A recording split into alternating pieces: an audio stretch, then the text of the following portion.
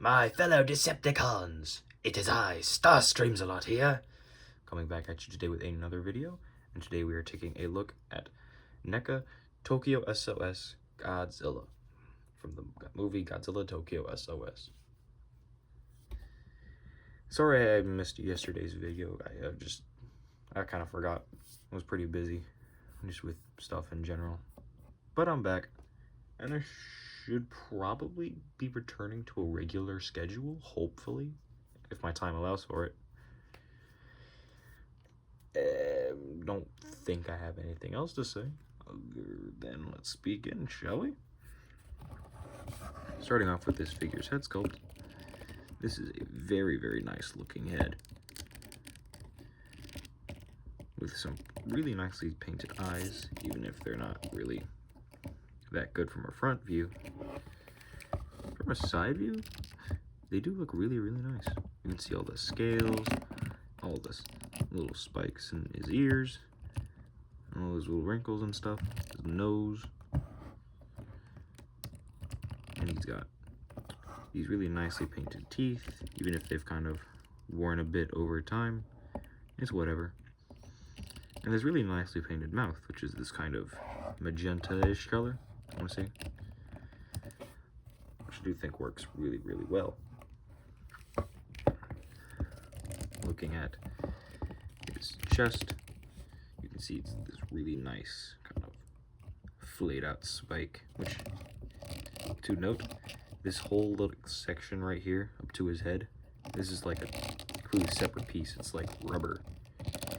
Probably to allow for arm articulation, I'd imagine, is what it is. But it doesn't bug me too much. You can see the giant scar that he got, that he's healing in the entire movie, after he got hit by Kiryu's Absolute Zero cannon in Godzilla against Mechagodzilla, right here. And it's painted really well with that same kind of magenta-ish color as Godzilla's mouth.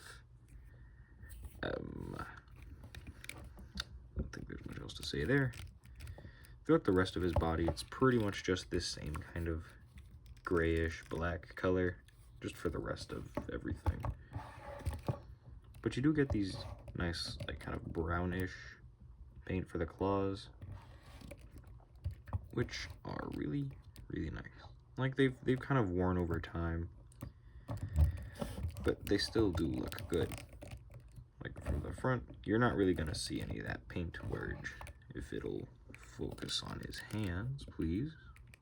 Please? Yeah, whatever. You get the idea.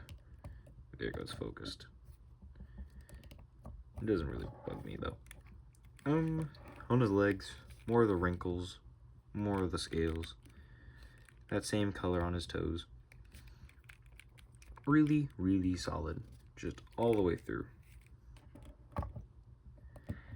And on the spines, it's this nice grayish kind of just white, like kind of bone white almost on the grayish black color, up until about here is where it stops. Well, I mean, it does continue all the way through pretty much, but a lot of it's just kind of faded and hard to notice. Which I must say, this is a large Godzilla. Like, we're not at size comparisons yet, but this is a big guy. I think this is the tallest of the NECA Godzilla figures, and he's most certainly the longest. Like, that is like a foot long, just at the minimum. There's no way it's not. But I mean, hey, he still looks good.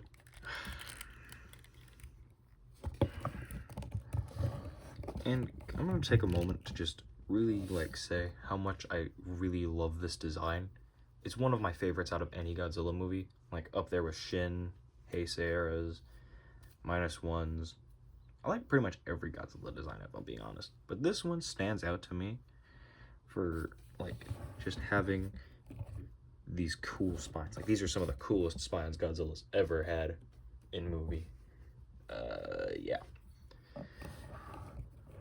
Don't remember the comic books having too much different with their spines, or dorsal plates, whatever you want to call it. And also, a lot of people might be asking, why would they go for the Tokyo S.O.S version when you could just go for the Godzilla against Mechagodzilla one? Well, I'd imagine it's to just have this extra detail along here. Just to have something else to be like on the Godzilla. Which, yeah, I mean, it works. I can understand having just that extra little bit of detail just to help this one stand out against the crowd.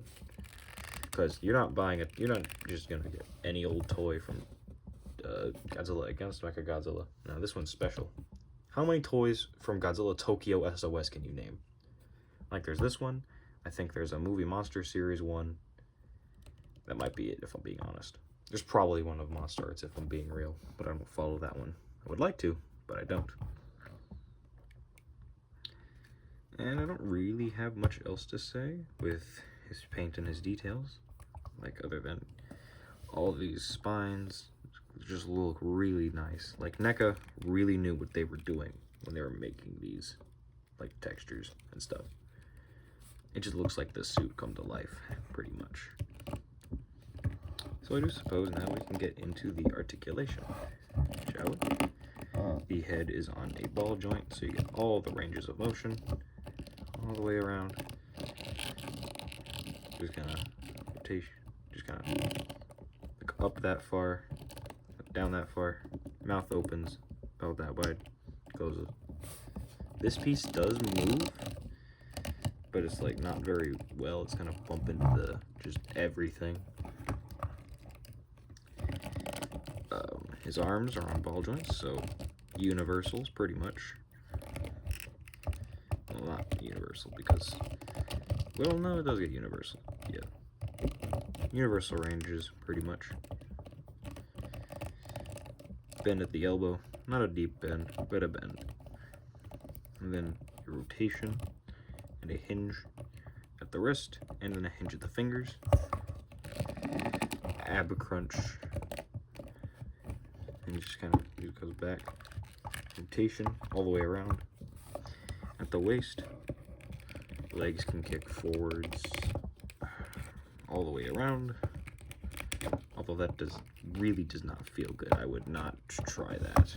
It can't really kick backwards, like, at all. Which, I mean, that's fine. This was a Godzilla that wasn't too athletic, if I remember correctly. It was mostly Kiryu doing all of the athleticism. His knees do bend. They're pretty tight, and I think that's about as far as you get.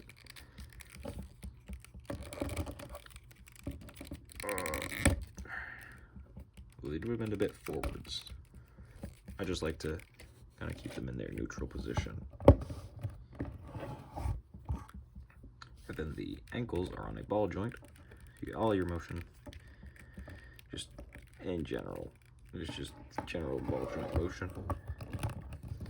And then one of the most impressive parts of this figure is the gigantic tail he's sporting. He's got a ball joint here, here, here, here, here, here, here, here, and up here, with this last piece being bendy wire. So you can get all sorts of poses, I suppose. Now this tail is just really cool. I like Godzillas that have really long tails. I think it looks cool. It's cool ones with shorter tails. And that's about it with the posability. Not much else to really cover. So, quick size comparison.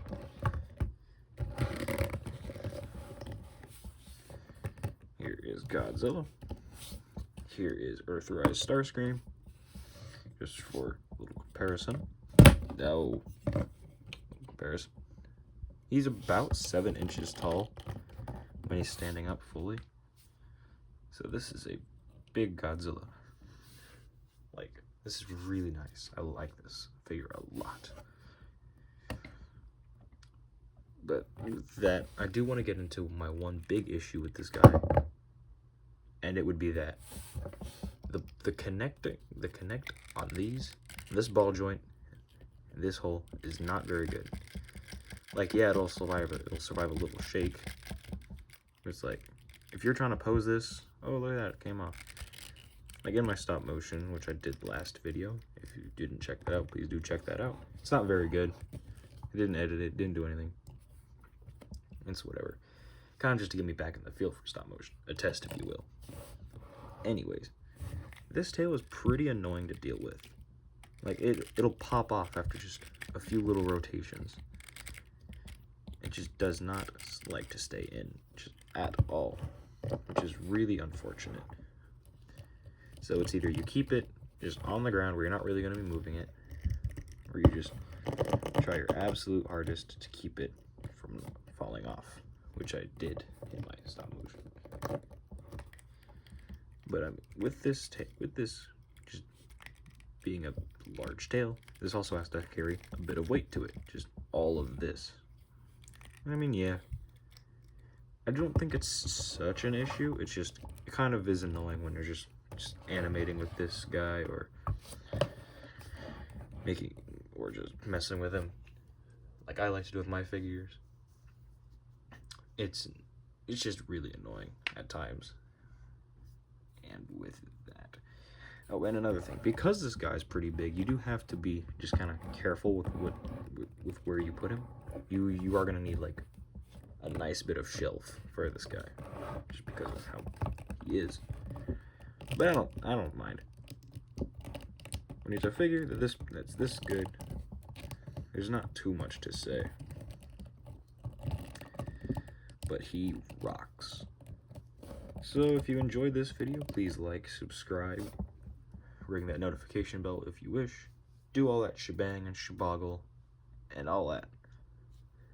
Join my Discord server. And with that out of the way, that should be it.